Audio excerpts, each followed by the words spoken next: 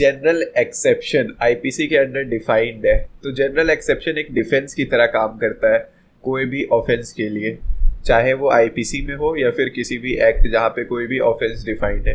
तो एक criminal offence के लिए ऑटोमेटिक जनरल एक्सेप्शन का सहारा मिलता है। तो आज के वीडियो में हम लोग जानेंगे सेक्शन 76 से लेके 106 जो कि आईपीसी में है, और डिटेल में समझेंगे कि ये जनरल एक्सेप्शन कब लिए जा सकते हैं और कौन इसे अवेल कर सकता है। तो चलिए वीडियो को स्टार्ट करते हैं। तो चलिए सबसे पहले हम लोग देख लेते हैं जनरल एक्सेप्शन किस तरह के होते हैं। तो एक्सेप्शन यहाँ पे दो तरीके के होते हैं हमारे सामने। एक तो सबसे पहला एक्सक्यूजेबल, जो कि सर्टेन क्लास ऑफ पर्सन को मिलते हैं। फॉर एग्जांपल अगर कोई चाइल्ड इन्फेंट है, ठीक है, अनसाउंड पर्सन, फिर यहाँ पे माइनर इन्फेंट एक ही कैटेगरी आ गए। फिर अगर कोई इंटॉक्सिकेटेड है किसी के विल के अगेंस्ट, या जजेस भी इसी कैटेगरी में आएंगे। तो ये सारे एक्सक्यूजेबल हैं सर्टेन क्लास ऑफ पर्सन के लिए।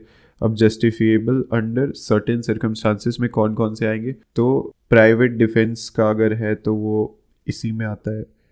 प्राइवेट डिफेंस अगर आप ले रहे हैं तो इसमें आता है। फिर एक्सीडेंट अगर है तो आप जस्टिफाई कर सकते हैं एक्ट अपना, नेसेसिटी। फिर यहाँ पे और भी बहुत सारे ऐसे हैं जो सर्टेन सर्कमस्टांसेस में जस्टिफाइड होते हैं। तो एक तो प्राइवेट डिफेंस, एक्सीडेंट, नेसेसिटी, और भी mistake of law and mistake of fact भी इसी में आएगा, जस्टिफिएबल अंडर सर्टेन सर्कमस्टांसेस। तो ये हो गए एक्सेप्शन के दो प्रकार, एक्सक्यूजेबल और जस्टिफिएबल। अब हम लोग आगे बढ़ते हैं, हम लोग देखते हैं ये बर्डन ऑफ प्रूफ। तो जनरल एक्सेप्शन का बर्डन ऑफ प्रूफ किसके ऊपर होता है? तो जनरल एक्सेप्शन का burden of proof section 105 Indian evidence act का ये बताता है कि बर्डन ऑफ प्रूफ एक्यूज्ड पर होता है। Court can not take suo motu, ठीक है। कोर्ट यहाँ पे सुओ मोटो प्रिज्यूम नहीं कर सकता है सर्कमस्टांसेस की कोई जनरल एक्सेप्शन लगने वाला है, ठीक है। तो मैंने ये बोला था कि ऑटोमेटिक अप्लाई होगा स्टार्टिंग में वीडियो के, तो वो कैसे होगा वो आपको मैं बता देता हूँ कि प्ली ऑफ जनरल एक्सेप्शन है तो अगर एक्यूज्ड को प्ली लेने की कोई ज़रूरत नहीं होती है, इम्पेरेटिव ड्यूटी होती है कोर्ट की। सेक्शन 6 ऑफ आईपीसी जो है वो बोलता है कि जो भी अब ऑफेंसेस होगा वो जनरल एक्सेप्शन को ध्यान में रख के ही रीड किया जाएगा। तो ये तो प्ली तो नहीं लेने की ज़रूरत है, बट बर्डन जब आता है प्रूव करने का तो वो एक्यूज्ड के ऊपर होता है। तो इसलिए मैंने कहा था कि हर केस में जनरल एक्सेप्शन ऑटोमेटिक तरीके से लगेगा।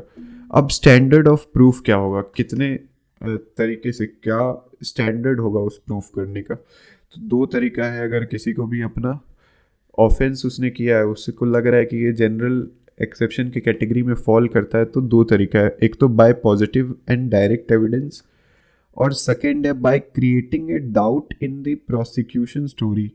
अब प्रोसिक्यूशन अपना केस प्रेजेंट करता है और प्रोसिक्यूशन को एक अपना case beyond reasonable doubt present करना होता है। तो अगर ये एक्यूज्ड बियॉन्ड रीजनेबल डाउट उसको प्रूव करने से रोक लगा देता है तो यहाँ पे वो जनरल एक्सेप्शन का डिफेंस ले सकता है।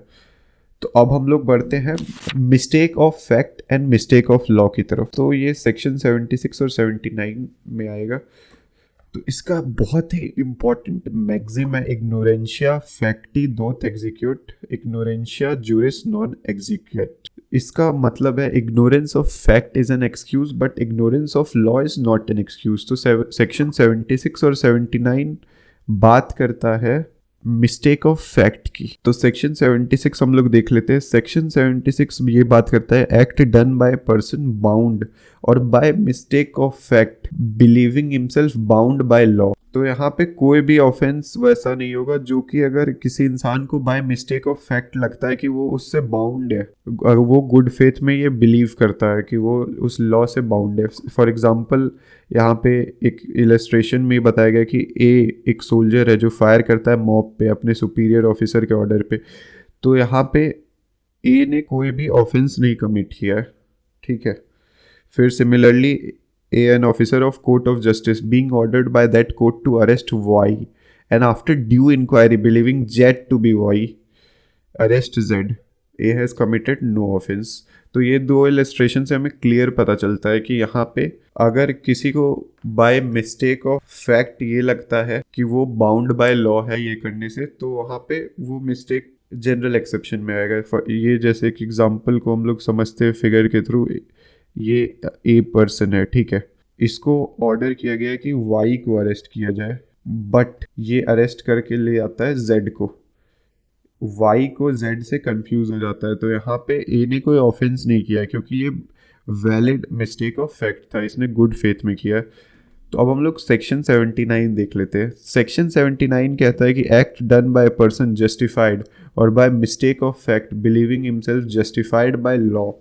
Nothing is an offense which is done by a person who is justified by law or who by reason of mistake of a fact, not by mistake of law, in good faith believe himself to justified by law in doing it. Section 79 justified by law कहता है। यहाँ पे first वाला case था जहाँ पे bound था वो लॉ से, यहाँ पे जस्टिफाइड है, उसका एक्ट जस्टिफाइड होगा लॉ में। तो सेक्शन 76 और 79 में ये मेजर डिफरेंस है, वहाँ पे बाउंड था, यहाँ पे जस्टिफाइड है।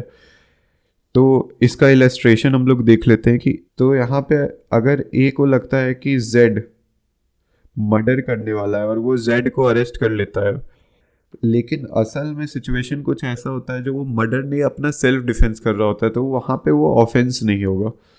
तो ये सेक्शन 79 और बात करता है, 79 जस्टिफिकेशन की बात करता है, वहीं 76 बाउंड कहता है कि अगर आप बाउंड है लॉ से तब आप नहीं करेंगे, ठीक है। तो अब दोनों सेक्शन में एक बहुत ही इंपॉर्टेंट बात आता है गुड फेथ, ठीक है, कि जो भी अब काम कर रहे हैं गुड फेथ के साथ होना चाहिए।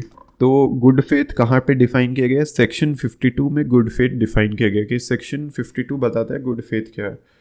Nothing is said to be done और believed in good faith which is done और believed without due care and attention. तो ड्यू केयर एंड अटेंशन को बोला जाता है गुड फेथ। इससे हम लोग पता लगा सकते हैं अगर कोई इंसान ड्यू केयर और अटेंशन से कुछ कर रहा है तो उसे गुड फेथ करेंगे। तो इसका एक केस देख लेते हैं। तो इसका case Harbhajan Singh versus state of Punjab है। तो इस केस के फैक्ट को हम लोग जल्दी से जान लेते हैं। तो इस केस में क्या हुआ था कि एक्यूज्ड जो था उसको सेक्शन 500 के अंदर कन्विक्ट किया गया था डिफेमेशन के लिए। तो एक्यूज्ड ने क्या किया था, एक सीएम के बेटे के खिलाफ एक आर्टिकल पब्लिश किया था जिसमें उसकी सारी क्रिमिनल एक्टिविटीज़ बताई थी। जो सीएम के बेटे हैं उसने फिर ये इसके खिलाफ डिफेमेशन का केस किया। तो अब जब ये मुद्दा हाई कोर्ट पहुंचा तो हाई कोर्ट ने गिल्टी पाया, बट ये अपील पे सुप्रीम कोर्ट पहुंचा। तो सुप्रीम कोर्ट ने देखा कि एक्यूज्ड जो है यहाँ पे उसने गुड फेथ में काम किया है। तो गुड फेथ कैसे पता चला कि अब एक्यूज्ड ने जितना भी है रिसर्च अच्छे से कंडक्ट किया है उसके बिहेवियर के बारे में, उसका बिहेवियर, और फिर बहुत सारे इंस्टेंसेस ऐसे हैं और बहुत सारे एमएलए ने उसके बेटे के बारे में सेम आर्ग्यूमेंट और सेम बातें बताई थी। तो ये जो भी हरभजन सिंह ने किया वो ड्यू केयर एंड अटेंशन के साथ किया। तो यहाँ पे गुड फेथ उसका दिखता है। तो इस कारण से कोर्ट ने उसे एक्यूज्ड नहीं पाया और एक्विट कर दिया इस सेंटेंस से। कोर्ट ने कहा कि एक्यूज्ड ने गुड फेथ में काम किया, जो कि 499 का 9th एक्सेप्शन भी है। सेक्शन 499 जो डिफेमेशन की बात करता है उसको, उसमें गुड फेथ भी एक एक्सेप्शन है। तो अब हम लोग आगे बढ़ते हैं। Judicial act. तो जुडिशियल एक्ट हम लोग जल्दी से देख लेते हैं। जुडिशियल एक्ट तो सबसे पहले बात करता है कि अगर कोई भी ऑफेंस जो कि जज के द्वारा किया गया है, जब वो जज अपने जज वाला टास्क कर रहे हैं in exercise of that power or which in good faith he believes to be given by him by law। तो अब कोई भी काम जज के द्वारा किया जा रहा है जो उनको लगता है कि उनको लॉ के द्वारा मिला है तो वो ऑफेंस नहीं होगा। 78 बात करता है कि act done pursuant to judgment और ऑर्डर ऑफ द कोर्ट।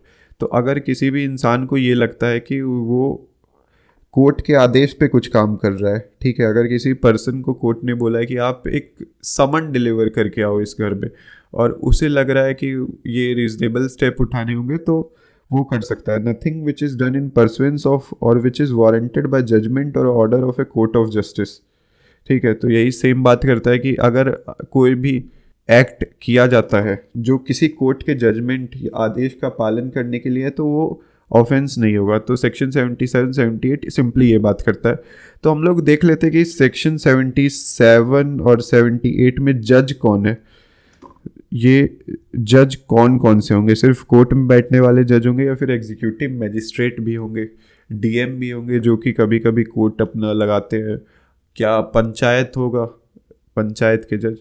तो इसको हम लोग जानने के लिए सेक्शन 19 आईपीसी का देखना होगा। तो सेक्शन 19 मैं बता देता हूँ कि क्या बात करता है। तो सेक्शन 19 ये बताता है कि जज denotes not only every person who is officially designated as a judge but also every person who is empowered by law to give in any legal proceeding civil or criminal a definitive judgment। ठीक है, तो definitive judgment अगर कोई भी इंसान दे सकता है तो वो जज कहलाएगा। तो इसी तरह से मेंबर ऑफ पंचायत, पंचायत में जो फैसला सुनाते हैं वो भी जज के कैटेगरी में आएंगे, और वो सेक्शन 77 और 78 में जो वो पर्सन को आदेश करेंगे उन दोनों को प्रोटेक्शन मिलेगी। तो अब हम लोग देख लेते हैं एक्सीडेंट एंड नेसेसिटी। तो सेक्शन 80 और 81 अब हम लोग देखेंगे। तो सेक्शन 80 क्या बात करता है कि accident in doing a lawful act, nothing is an offence which is done by accident और misfortune and without any criminal intention और knowledge in doing of a lawful act in a lawful manner by lawful means and with proper care and caution। तो कोई भी ऐसा act offence नहीं होगा जो accident से होता है और जिसमें क्रिमिनल इंटेंशन ना हो। तो यहाँ पे हम लोग देख सकते हैं सबसे पहला कि क्रिमिनल इंटेंशन नहीं होना चाहिए, मतलब मेंस रिया नहीं होना चाहिए। दूसरा पॉइंट है कि लॉफुल एक्ट होना चाहिए। ठीक है, अगर कोई लॉफुल एक्ट, जैसे फॉर एग्जांपल आप लोग गाड़ी चलाना एक लॉफुल एक्ट है और एक्सीडेंट हो जाता है तो वो एक, उसमें आप लोग कुछ नहीं कर सकते। तो ये डिफेंस है सेक्शन 80 का। तो यहाँ पे जैसे एग्जांपल भी देख सकते हैं, A is at work with a hatchet, the head flies of and kills a man who is standing by. Here, if there was no want of proper caution on part of A, his act is excusable and not an offense। तो यहाँ पे बताया गया कि अगर एक इंसान A है, वो काम कर रहा है एक हैचेट के साथ, उसका हेड जो है फ्लाई करके B को लगता है और ये B मर जाता है उससे, तो यहाँ पे ए ने प्रॉपर कॉशन के साथ काम किया है तो वो एक्सक्यूजेबल होगा और ऑफेंस नहीं होगा। ठीक है, तो यहाँ पे एक्सीडेंट एक एक्सक्यूजेबल है। तो हमने देखा था कि जनरल एक्सेप्शन दो तरीके के होते हैं, एक तो एक्सक्यूजेबल और जस्टिफिएबल। तो यहाँ पे एक्सीडेंट एक्सक्यूजेबल है। फिर सेक्शन 81 देख लेते हैं। Act likely to cause harm but done without criminal intent and to prevent other harm. तो सेक्शन 81 ये बात करता है कि अगर दो सिचुएशन है इंसान के पास, एक सिचुएशन में जहाँ पे ज़्यादा हार्म होने वाला है और दूसरे सिचुएशन में उसका कम हार्म होने वाला है, तो इंसान कम हार्म को चूज़ कर सकता है, एक एक्ट करे जिससे कम क्षति फैले। फॉर एग्जांपल, अगर एक बोट, एक शिप है का कंट्रोल खो चुका है शिप, यहाँ पे दो ऑप्शन है शिप के पास, या तो वो ए डायरेक्शन में जाए या बी डायरेक्शन में। तो अब ए डायरेक्शन में यहाँ पे 60 लोग हैं जो मरेंगे और यहाँ पे एक छोटे से बोट है जिसमें 2 लोग हैं। तो अब यहाँ पे अगर शिप जो चला रहे हैं वो बी डायरेक्शन में मुड़ते हैं तो यहाँ 2 लोगों की जान जाएगी, तो ग्रेटर हार्म होने से बचाया जा रहा है। तो बल्कि देखा जाए तो यहाँ पे भी 2 लोग मर रहे हैं, तो यहाँ पे एक doctrine of necessity role play करता है। तो ये सेक्शन 81 से डॉक्ट्रिन ऑफ नेसेसिटी का भी इमरजेंस होता है, जो एग्जांपल अभी मैं बता रहा था इलस्ट्रेशन ए में बताया गया है।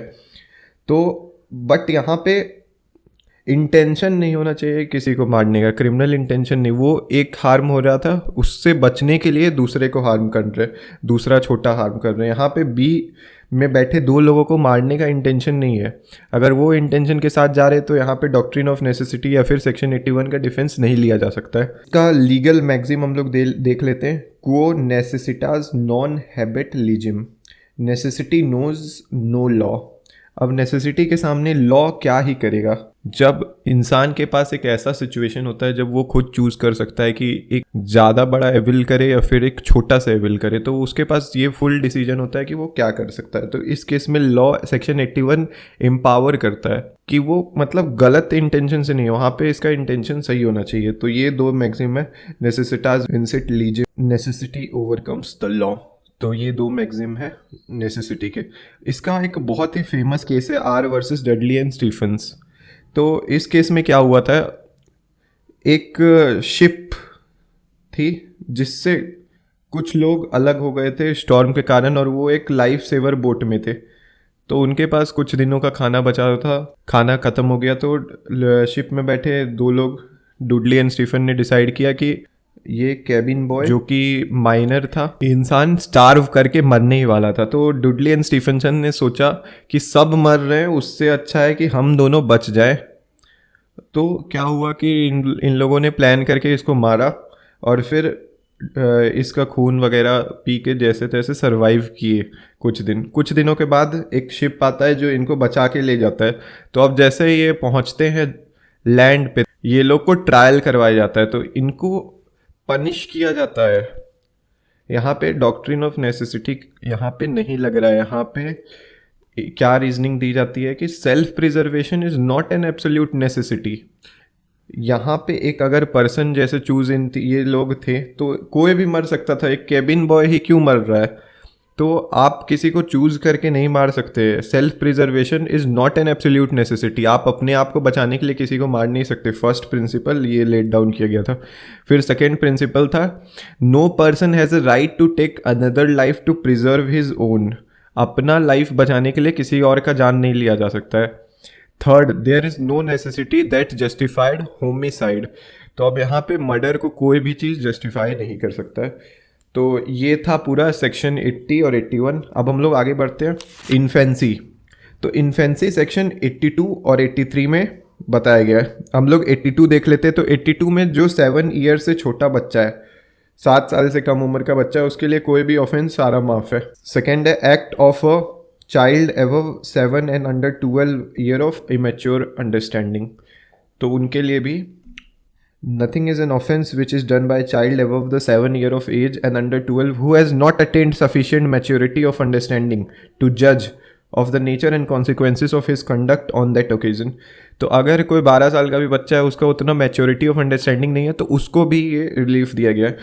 तो सेक्शन 82 जो बात करता है कि act of a child under 7 years of age, ये और एक्ट ऑफ ए दोनों एक लीगल मैगजीन पे बेस्ड है, डॉली इन कैपेक्स। तो ये मैगजीन कहता है कि they are not so developed with mind to commit something. इनको माना जाता है legally incapable of committing crime. तो मैच्योरिटी ऑफ अंडरस्टैंडिंग जैसे सेक्शन 83 में बताया गया, तो मैच्योरिटी ऑफ अंडरस्टैंडिंग एक केस टू केस डिसाइड किया जाता है कि बच्चा का इंटेंशन यहाँ पे क्रिमिनल हुआ है कि नहीं, वो अपना मेंस रिया फॉर्म कर पा रहा है या नहीं कर पा रहा है। तो मेजरली ये मेंस रिया चेक करने के लिए ही मैच्योरिटी देखा जाता है कि उसको अपने काम का समझ है कि नहीं। वो अगर मर्डर कर रहा है तो वो इंटेंट के साथ मर्डर कर रहा है या नहीं कर रहा है। तो अब इसको हम लोग देखेंगे protection under JJ act, juvenile justice act में क्या प्रोटेक्शन दिया गया है चाइल्ड को। तो जो जुवेनाइल जस्टिस एक्ट में children in conflict of law की बात की गई है, child in conflict of law, तो इसमें चाइल्ड 18 ईयर्स जो नहीं अटेन किया है उसको चाइल्ड कहा जाता है। अब जेजे एक्ट क्या प्रोवाइड करता है, जेजे एक्ट से क्या प्रोटेक्शन मिलती है? तो जेजे एक्ट जो भी बच्चा 18 से कम का है उनको एक रिफॉर्म करने की कोशिश करता है। तो ये एक चाइल्ड वेलफेयर लेजिस्लेशन है। तो चाइल्ड को डेथ पेनल्टी या फिर इम्प्रिजनमेंट फॉर लाइफ नहीं मिल सकता। इसका प्रोविज़न सीधा कहता है कि आप एक चाइल्ड को डायरेक्टली डेथ सेंटेंस या फिर उसको उम्र कैद के लिए सज़ा नहीं सुना सकते बिना उसके पॉसिबिलिटी ऑफ रिलीज़ के। उसको रिलीज़ करने का हमेशा से पॉसिबिलिटी होना चाहिए। उसको कोई भी ऐसा सज़ा नहीं सुनाया जा सकता जिसमें उसको छूटने का कोई चांस ही नहीं है। ठीक है, तो अब ये 18 ईयर्स ऑफ एज कैसे डिटरमाइन किया जाता है? तो इसका फेमस केस है और ये 5 जज बेंच जजमेंट भी है, क्योंकि 2 केसेस में कन्फ्यूज़न हुआ था कि अगर जिस दिन कोर्ट में प्रेजेंट किया जाता है वो कंसिडर किया जाना चाहिए चाइल्ड का एज जुवेनाइल जस्टिस के लिए, या फिर जिस दिन उस चाइल्ड ने ऑफेंस कमिट किया है। तो Pratap Singh versus state of Jharkhand के केस में 5 जज बेंच ने क्लेरिफाई किया था कि द डेट ऑफ ऑफेंस वही चाइल्ड के एज को कंसिडर करने के लिए सही मापदंड है।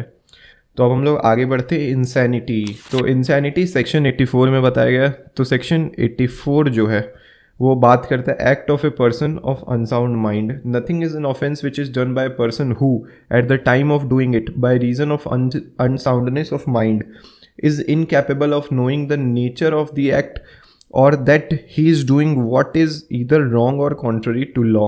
ये जो सेक्शन 84 है वो बात करता है कि अगर एक पर्सन अपना सोच नहीं पा सकता है, वो उसके पास सोचने की क्षमता नहीं है क्योंकि उसका दिमाग ही डेवलप नहीं हुआ है, तो उस कारण से उसको छूट दी जाती है। तो इसका लीगल मैक्सिम हम लोग देख लेते हैं। तो इसका लीगल मैक्सिम सबसे पहला है कि एक्टस नॉन फेसिट नेसी मेंस रिया। तो अब हम लोग जानते हैं क्रिमिनल लॉ का सबसे इंपॉर्टेंट चीज़ होता है कि मेंस रिया होना चाहिए, ठीक है। फ्यूरियस नल्ला वोलेंटस एस्ट, a mad man has no will, furiosus abstensis loest, he is like one who is absent. Fourth है furious furore sui punitur, a madman is punished by his own madness। तो ये 4 मैक्सिम पे बेस्ड है insanity का doctrine. तो अब हम लोग इमरजेंस देख लेते हैं कि इंसैनिटी का इमरजेंस कहाँ से हुआ। तो एक बहुत फेमस केस है एम नेक्टन केस। तो इस एम नेक्टन केस से ये इमरजेंस हुआ। तो अब हम लोग जान लेते हैं कि कैसे इस केस से हुआ। तो एम नेक्टन एक इंसान हुआ करता था जिसे कोई बीमारी थी, वो डिल्यूजन में जीता था। उसको लगता था ऐसा कि जो उस समय के प्राइम मिनिस्टर हैं यूके के, रॉबर्ट पील, उन्होंने इसे हर्ट किया है। तो अब क्या हुआ, ये डिल्यूजन में रॉबर्ट पेल के सेक्रेटरी एडवर्ड ड्रमंड को मार देता है अपने इंसैनिटी में। उसे समझ नहीं होती कि उसे लगता है ये रॉबर्ट पील है और इसको समझ के मार देता है। तो अब यहाँ पे मेडिकल एग्जामिनेशन भी ये क्लैरिफाई करता है कि ये जो इंसान है एम नॉक्टेन, ये मॉर्बिड डिल्यूजन से सफ़र कर रहा है। तो अब जो जूरी ने ये पाया कि अब इंसान मैड है, पागल है, उसे अपने काम का समझ नहीं है, मेंस रिया नहीं है, तो इससे आज़ाद कर दिया, ठीक है। तो अब यहाँ पे लोगों के यूके में क्या हुआ कि लोगों के बीच में क्रिटिसिज्म फैलने लगा कि एक मैड मैन को छोड़ दिया गया है, तो अब कोई भी डिफेंस ऐसे इंसैनिटी का ले सकता है। तो हाउस ऑफ लॉर्ड्स ने क्लैरिफाई किया और प्रिंसिपल लेट डाउन किए। वैसे तो 5 प्रिंसिपल लेट डाउन किए गए थे, बट 3 इंपॉर्टेंट प्रिंसिपल है जो हमारे सेक्शन 84 में भी लिया गया है। तो अब हम लोग देख लेते हैं। तो ये प्रिंसिपल है सबसे पहला, every person is presumed to be sane and to possess sufficient degree of reason to be responsible for his crime until contrary is established। तो ये अब बर्डन ऑफ प्रूफ किस पे है, एक्यूज्ड पे है कि वो प्रूफ करे कि उसको सोचने का क्षमता नहीं था। Second, to establish the defence of insanity it must be clearly proved that at the time of committing the crime the person was so insane as not to know the nature and quality of the act he was doing, और if he did know it he did not know that what he was doing was wrong. तो इंसान को एक तो पता नहीं होना चाहिए वो किस नेचर का कर रहा है। अगर उसे पता है तो ये पता नहीं होना चाहिए कि वो कुछ गलत कर रहा है। Third, the test of wrongfulness of act is in the power to distinguish between right and wrong, not in abstract और in general but in regard to particular act committed. तो अब जनरली नहीं होना चाहिए, वो उसे पार्टिकुलर एक्ट, जैसे अब मर्डर का ऑफेंस है तो उसमें उसे राइट और रॉन्ग समझ आना चाहिए। अगर उसे और किसी चीज़ में समझ आता है जनरल वे में राइट और रॉन्ग का, बट मर्डर के केस में नहीं आता है। जैसे फॉर एग्जांपल इस केस में डिल्यूजन का केस था, मॉर्बिड डिल्यूजन से वो सफ़र कर रहा था एम नॉक्टेन। तो अब उसे ऐसा लगा कि कोई उसे मारने की कोशिश कर रहा है। तो ये एक पर्टिकुलर केस, जैसे कि उसे पर्टिकुलर केस था, तो उस सिचुएशन में उसे सिर्फ ऐसा लगता था, बाकी सिचुएशन वो बिल्कुल सेम था। तो अब हम लोग आगे बढ़ते हैं, इंटॉक्सिकेशन। तो इंटॉक्सिकेशन का जो डिफेंस है वो सेक्शन 85 और 86 में बताया गया। तो सेक्शन 85 और 86 हम लोग देख लेते हैं जल्दी से। तो section 85, act of a person incapable of judgment by reason of intoxication caused against his will, nothing is an offence which is done by person who at the time of doing it is by reason of intoxication incapable of knowing the nature of the act or that he is doing what is either wrong or contrary to law, provided that the thing which intoxicated him was administered to him without his knowledge or against his will। तो यहाँ पे simply intoxication अगर कोई person अपने will के against कर रहा है और उसको ये अपना समझ खो चुका है कि उसे राइट और रॉन्ग कुछ समझ नहीं आ रहा है, तो उस केस में उस पर्सन को यहाँ पे डिफेंस दिया गया है। Offence requiring a particular intent और knowledge committed by one who is intoxicated, in case where an act done is not an offence unless done with particular knowledge और intent, a person who does the act in state of intoxication shall be liable to be dealt with as if he has same knowledge as he would have had if he had not been intoxicated, unless the thing which intoxicated him was administered to him without his knowledge or against his will। तो यहाँ पे clearly बताया गया कि अगर किसी भी person को कोई भी, जैसे फॉर एग्जांपल अगर कोई भी एक्ट वो कर रहा है वो ऑफेंस नहीं है, जब तक वो एक पर्टिकुलर नॉलेज या इंटेंट के साथ नहीं किया जाए। बट जब वो इंटॉक्सिकेशन के स्टेट में है, फिर उसको नॉलेज है तो कि वो ऑफेंस क्या कर रहा है, तो उस केस में उसे इसका रिलीफ नहीं मिलेगा अनलेस ये प्रूव होता है कि इंटॉक्सिकेशन उसके विल के अगेंस्ट है। तो अब यहाँ पे इंडिया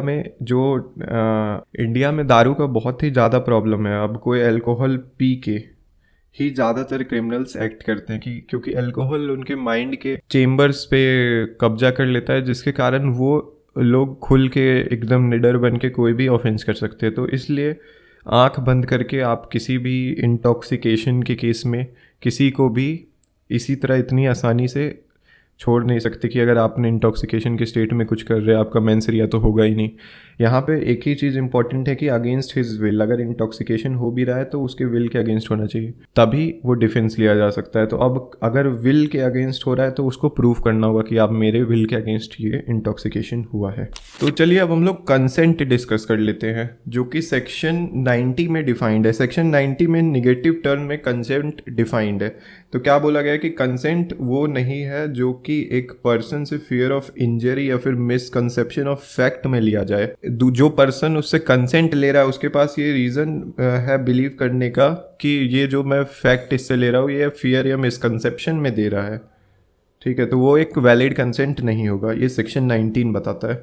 फिर consent of insane person, if the consent is given by person who from unsoundness of mind और intoxication is unable to understand the nature and consequence of that to which he gives his consent। तो अगर unsound mind का कोई भी consent valid नहीं होगा। फिर consent of child similarly वो कंसेंट नहीं होगा। तो अब सेक्शन 87 देख लेते हैं। Act not intended and not known to be likely to cause death और grievous hurt done by consent. Nothing which is not intended to cause death or grievous hurt and which is not known by doer to be likely to cause death or grievous hurt is an offense by reason of any harm which it may cause or intended by the doer to cause to any person above 18 year of age। तो इस section से अगर पता चलता है कि अगर कोई एक्ट जिसका इंटेंट डेथ या ग्रीवियस हर्ट पहुंचाना नहीं है और कंसेंट से हो रहा है, 18 ईयर के जो ऊपर है उनसे कंसेंट लिया जा रहा है, वेदर एक्सप्रेस्ड और इम्प्लाइड कंसेंट। अब एक्सप्रेस्ड और इम्प्लाइड दोनों हो सकता है। इधर एक्सप्रेस वो राइटिंग में हो सकता है, बोल के हो सकता है, या फिर इम्प्लाइड बाय कंडक्ट हो सकता है। टू सफ़र दैट हार्म और by reason of any harm which it may be known by the doer to likely to cause to any such person who has consented to take the risk of that harm। अब इसका एक simple सा example है, जैसे अगर कोई भी हम लोग राफ्टिंग जाते हैं ऋषिकेश या फिर कोई कहीं भी, तो वो हमारे से कंसेंट साइन करवाते हैं और ये सेक्शन 87 का प्रोटेक्शन उसे उन्हें इसी कारण से मिलता है। अगर किसी का अनफॉर्चुनेट डेथ हो जाता है उस केस में राफ्टिंग करते हुए तो वो साइन करवाते हैं। सेम पैराग्लाइडिंग, राफ्टिंग, फिर स्काई डाइविंग, ये सारे एडवेंचर स्पोर्ट्स में कंसेंट के थ्रू आप लोग भर सकते हैं कि यहाँ पे इंटेंशन किसी का मारने का नहीं है, बट देर आर पॉसिबिलिटीज़ कि कुछ भी हो सकता है, मिसफॉर्चुनेट कुछ भी इवेंट, तो उस केस में जो पर्सन ये कंडक्ट करवा रहा है वो लाइबल नहीं होगा, ठीक है। तो अब सेक्शन 88 एक तरह से प्रोटेक्शन डॉक्टर्स को देता है। क्या बात करता है? Act not intended to cause death done by consent in good faith for person benefit. तो अब कोई भी एक्ट ऐसा है जो कि कंसेंट से किया जा रहा है और गुड फेथ में किया जा रहा है, गुड फेथ में ड्यू केयर एंड अटेंशन के साथ किया जा रहा है, पर्सन के बेनिफिट के लिए किया जा रहा है। फॉर एग्जांपल एक इंसान अगर बहुत ही सीरियसली उसका एक्सीडेंट हुआ, अब डॉक्टर उसका इलाज कर रहे हैं, उस इलाज के दौरान डॉक्टर ने एक कट लगाया और उससे वो मर गया, तो यहाँ पे प्रोटेक्शन डॉक्टर को दिया गया है कि इस केस में वो गुड फेथ में ऑपरेट कर रहे थे तो वहाँ पे वो लाइबल नहीं होंगे, ठीक है। फिर section 89 act done in good faith for benefit of child और इनसेन पर्सन बाय और बाय कंसेंट ऑफ गार्जियन।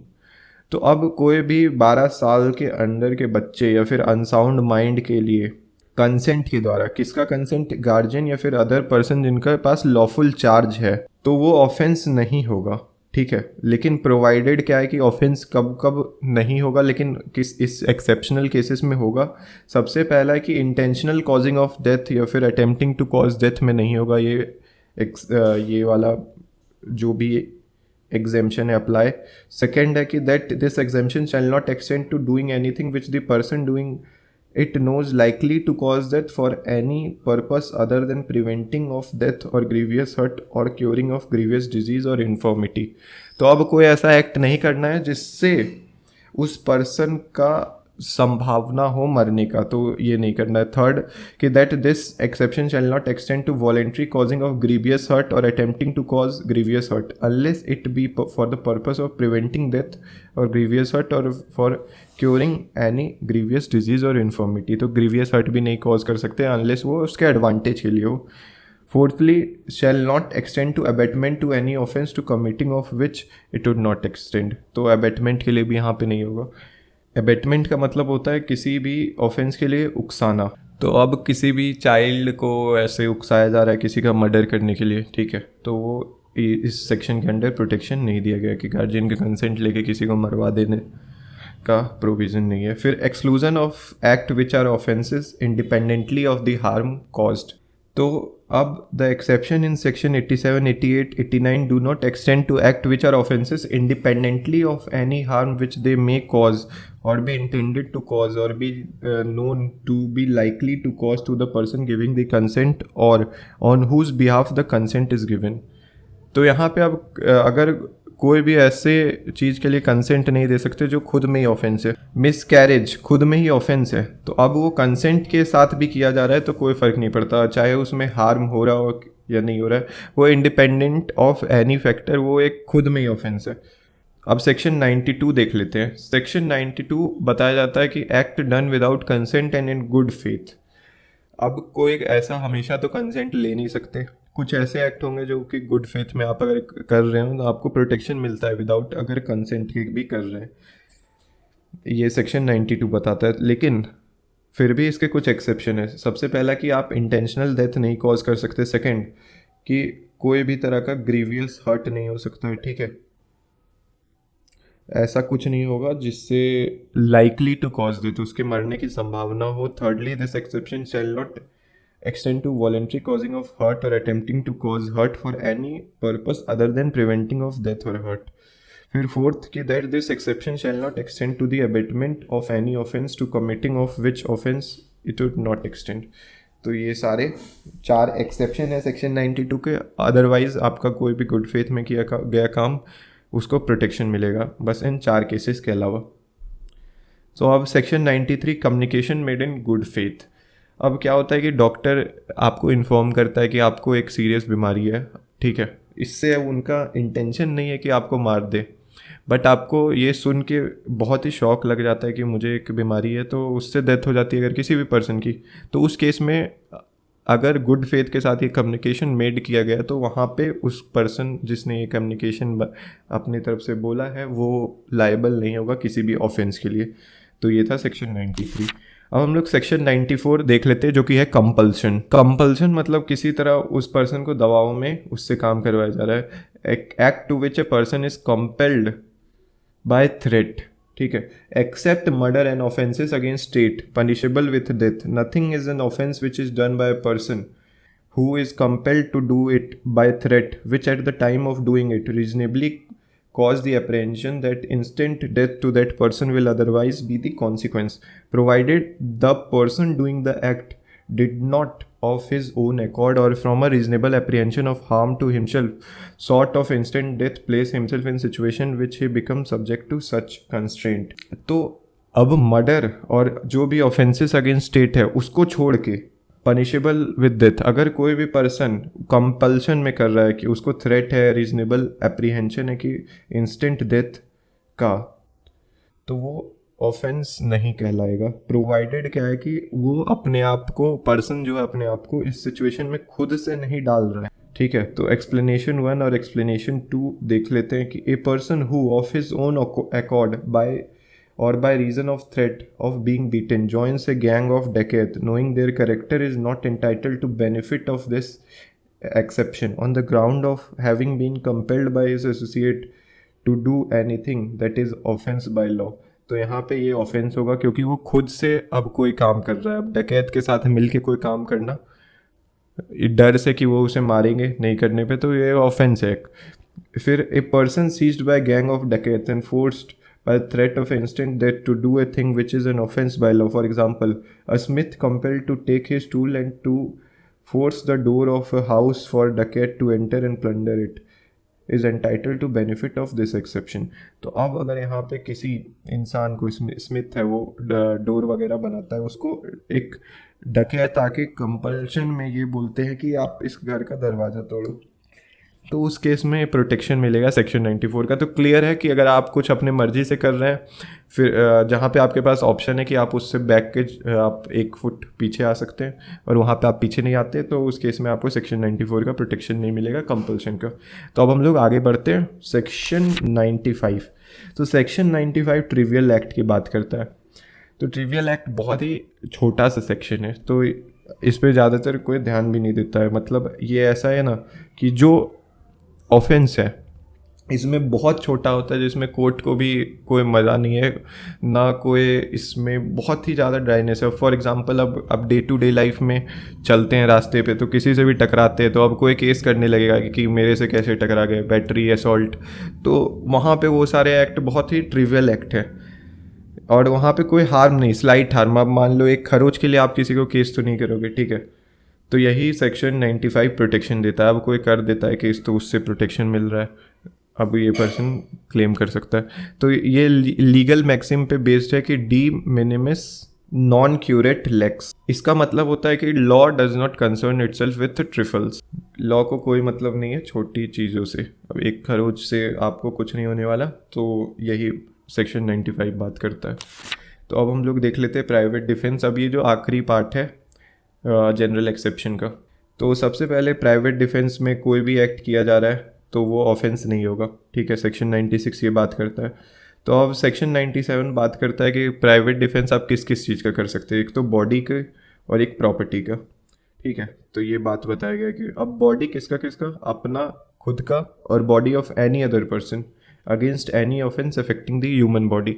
अब किसी भी अदर पर्सन का अगर उसके खिलाफ कोई भी ऑफेंस हो रहा है। सेकेंडली प्रॉपर्टी, चाहे वो मूवेबल इमूवेबल प्रॉपर्टी हो, खुद की प्रॉपर्टी या किसी और की property, against any act which is an offence falling under definition of theft, robbery, mischief, criminal trespass और which is an attempt to commit theft, robbery, mischief और क्रिमिनल ट्रेसपास। तो अपनी प्रॉपर्टी और किसी भी अदर पर्सन की property protect की जा सकती है। फिर right of private defence against the act of a person of unsound mind. तो ये सेक्शन 98 बात करता है कि अनसाउंड माइंड कोई है तो उसके खिलाफ भी सेम लेवल ऑफ प्रोटेक्शन मिलेगा एक पर्सन को प्राइवेट डिफेंस का, जैसे कि वो साउंड माइंड होता फिर भी। अब सेक्शन 99 बात करता है कि सेक्शन 9 बहुत इंपॉर्टेंट है क्योंकि ये बात करता है कि आपका एक्ट का प्राइवेट डिफेंस नहीं होगा। तो सबसे पहला है कि कोई भी प्राइवेट डिफेंस उस केस में नहीं होगा जहाँ पे against an act which does not reasonably cause the apprehension of death or grievous hurt if done or attempted to be done by public servant acting in good faith under color of his office, ठीक है। तो अब public servant जो कि good faith में कर रहे हैं और आपको कोई रीजनेबल अप्रीहेंशन नहीं है डेथ या ग्रीवियस हर्ट का, तो उस केस में कोई भी प्राइवेट डिफेंस नहीं होगा। फिर there is no private defence against an act which does not reasonably cause the apprehension of death और of grievous hurt if done और attempted to be done by direction of public servant acting in good faith under the color of his office, though the direction may not be strictly justifiable by law। अब यहाँ पे कोई भी private defence नहीं होगा अगर कोई भी पर्सन एक पब्लिक सर्वेंट के आदेश का पालन कर रहा है उस केस में, अगर वो चाहे जस्टिफिएबल बाय लॉ हो भी नहीं एक्ट, फिर भी उस केस में नहीं होगा। फिर तीसरा है कि there is no right of private defence in cases where there is time to have resource to protection of public authorities. अगर पब्लिक अथॉरिटीज़ तक पहुँचने का टाइम है, पर्याप्त समय है और आप फिर भी प्राइवेट डिफेंस यूज़ कर रहे हो। फॉर एग्ज़ाम्पल अब एक पर्सन ने आपको धमकी दी कि आपका वो मर्डर कर देगा और आप प्लान करके बैठे हो कि मैं ही पहले मार दूंगा उसे, तो आने दो उसे मेरे घर पे, मैं मार दूंगा, ठीक है। और आपके पास पर्याप्त समय था कि आप पुलिस के पास जा सकते थे, पर आपने क्या किया, आपने अपना राइट को एक्सटेंड कर दिया, आपने इस राइट को ख़त्म कर दिया। क्योंकि प्राइवेट डिफेंस, आपको सबसे इंपॉर्टेंट बात ध्यान में रखना है कि एग्रेसर नहीं होना चाहिए प्राइवेट डिफेंस जो भी लेता है। Extend to which the right may be exercise, the right of private defence in no cases extend to inflicting of more harm than it is necessary to inflict for the purpose of defence. तो अब right to private defence उतने ही limit तक बढ़ सकता है जितना ज़रूरी सामने वाला अटैक कर रहा है। अगर सामने वाला तलवार से हमला कर रहा है, ठीक है, तो आप भी तलवार यूज़ कर सकते हैं। अब सामने वाला लाठी यूज़ कर रहा है और आप गन लेके उसे मार रहे हैं, तो वो अनफेयर होगा। ठीक है, तो ये एक्सप्लेनेशन में भी बताया गया। अब हम लोग सेक्शन 100 देख लेते हैं कि सेक्शन 100 भी बहुत इंपॉर्टेंट है। वो बात करता है कि कब right to private defence extend करता है किसी भी पर्सन के जान लेने तक, किसी भी पर्सन को कब मार सकते हैं प्राइवेट डिफेंस में। तो पहला है कि जहाँ पे आपको एप्रीहेंशन हो कि आपकी डेथ हो सकती है उस सर्कमस्टांसेस में, उस असॉल्ट से, तो उस केस में आप मार सकते हैं। दूसरा है such an assault as may reasonably cause the apprehension that grievous hurt will otherwise be the consequence of such assault. Grievous hurt हो सकता है तो उस केस में भी मार सकते हैं। फिर assault with intention of committing rape, उस केस में भी मार सकते हैं। फिर assault with the intention of gratifying unnatural lust, तो अननेचुरल लस्ट के केस में भी मार सकते हैं। Fifth, an assault with intention of kidnapping or abduction. Sixthly, an assault with intention of wrongfully confining a person under circumstances which may reasonably cause him to apprehend that he will be unable to have recourse to public authorities for his release.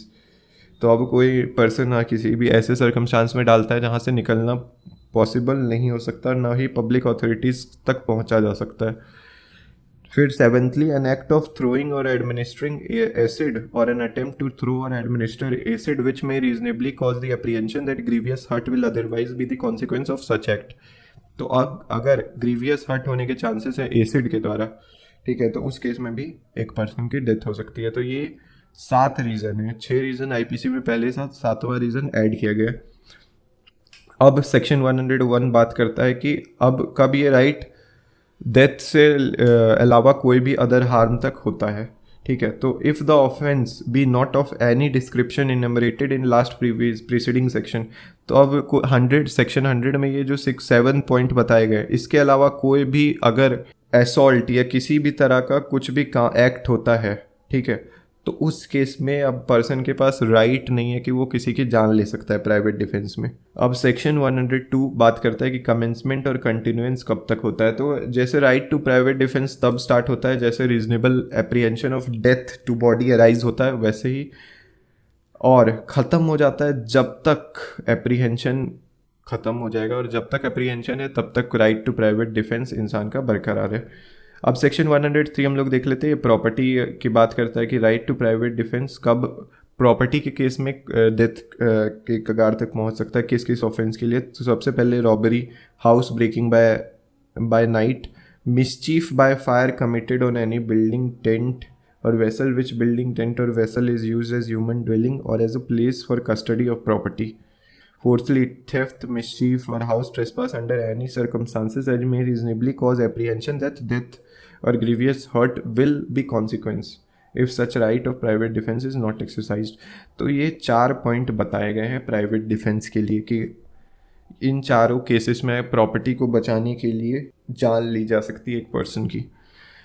अब section 104 देख लेते हैं कि when such right extend to causing any harm other than death. तो अब जो भी section 103 में बताया गया उसके अलावा कोई भी एक्ट हो रहा है प्रॉपर्टी के साथ, तो वहाँ पे हार्म हो सकता है किसी भी तरह का, डेथ बट नहीं हो सकता है, ठीक है। तो ये बात की गई है। अब कमेंसमेंट और कंटिन्यूएंस कब तक रहेगा प्राइवेट डिफेंस और प्रॉपर्टी का, तो जब तक रीजनेबल एप्रीहेंशन रहेगा उस तब तक रहेगा। अब जैसे फॉर एग्जांपल थेफ्ट के केस में जब तक offender has affected his retreat with property or either the assistance of public authorities is obtained or the property has been recovered, तो थेफ्ट के केस में ये है। फिर private defence against robbery continues as long as offender causes और attempt to cause to any person death और hurt और wrongful restraint और as long as fear of instant death और इंस्टेंट हर्ट और of instant personal restraint continues. The right of private defence of property of criminal continues as long as offender continues commission of trespass. तो अब simply है कि जब तक offence continue रहेगा तब तक एक पर्सन के पास पावर रहेगा प्राइवेट डिफेंस का।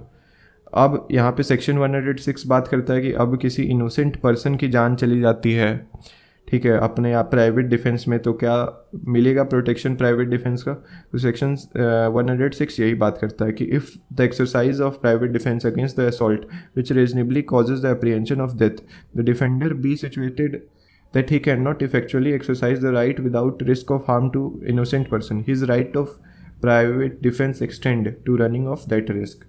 तो अब इनोसेंट पर्सन की जान जा सकती है, ये गलत, एक तरह से गलत प्रोविज़न है, बट प्राइवेट डिफेंस मोरल और इमोरल नहीं दिखता है. प्राइवेट डिफेंस जब कर रहे होते तो सर्कमस्टांसेस ऐसे होते हैं कि इंसान मोरली राइट हो नहीं सकता है, तो इसलिए सेक्शन 106 जैसा प्रोविज़न डाला गया है आईपीसी में. तो ये था पूरा जनरल एक्सेप्शन का टॉपिक, हमने बहुत ही डिटेल में डिस्कस किया है. I hope you like this video, और अगर आपको इसका स्टडी मटेरियल चाहिए होगा तो आप legalsync.com पर विज़िट कर सकते हैं, जो कि मैं डिस्क्रिप्शन पे भी बता दूंगा. वहाँ पे डिटेल पे आप पढ़ सकते हैं कोई भी टॉपिक, आईपीसी, कॉन्स्टिट्यूशनल लॉ और भी लॉ से रिलेटेड कोई भी टॉपिक आप पढ़ सकते हैं. और मेरे क्रिमिनल ड्राफ्ट, सिविल ड्राफ्ट सब वहाँ पे अपलोडेड है, तो आप चेकआउट कर सकते हैं legalsync.com. Thank you for watching this video. I hope you learn general exception in this whole video.